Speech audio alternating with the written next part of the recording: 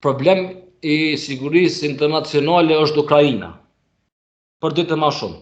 Domethënë pe fillimit thuhet lufta e Ukrainës, tani për ditë më shumë e kemi se sa është pikpyetja se sa Rusi është fajtor.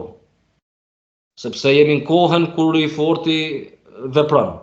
Dhe për ditë më shumë do të shohim një heshtje dhe për gjatë me arrit një anpushim apo një marrëveshje paqe duke mos e akuzuar më Rusin.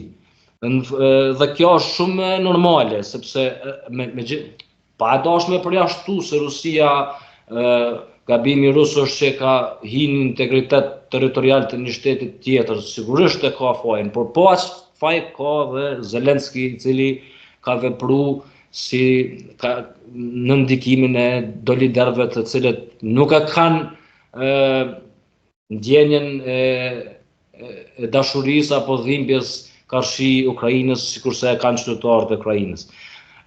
Megjithatë, ato do të arrihet një marrëveshje, marrëveshja do të arrihet, Putin e ka bët kjo gjatë fillimit të konfliktit atje, se nuk është problem më Ukraina, problem janë shtetet të cilat në mënyrë indirekte dhe direkte janë përfshira në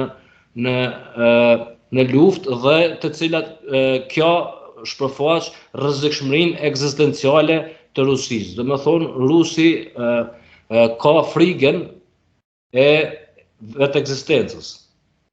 Nuk është mund ta shtyj kjo frikë që të pushtojë edhe Europën një ditë në shkallë gjerë?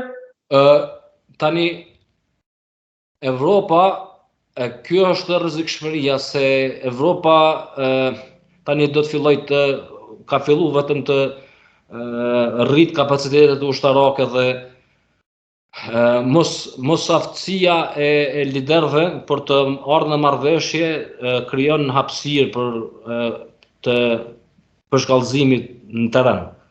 Edhe Rusia kërkojnë ndihmën u rikthye tek Europa, Francës, Britanisë, Gjermanisë për planin e paqes në darjen në 3 pjesë. Që të përfshihen dhe këto. Po, dhe këto, po problemi është se nuk e kuptojnë njerëzit se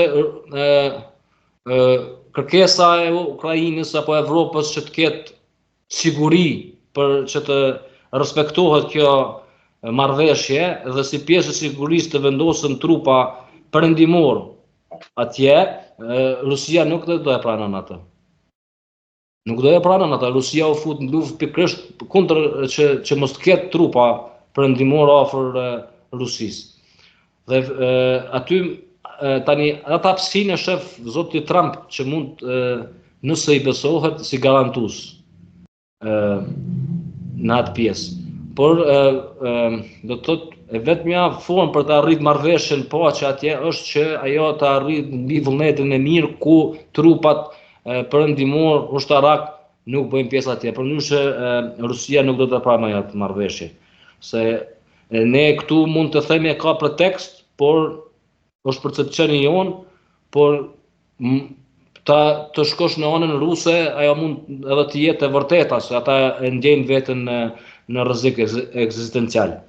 Dhe kjo është problemi kryesor pastaj që këto dy fuqi do të thotë janë të ngrehen për nga njëra tjetra që të krijojnë luftë apo konflikt, sepse qëndrojnë afër njëra tjetrës dhe as njëra tjetrën nuk e durojnë që të jetë kapacitet më i lartë të fuqisë reale, e cila është e para kapaciteti ushtarak, e dyta kapaciteti ekonomik, e treta kapaciteti i popullit, qoftë ajo numri i popullit,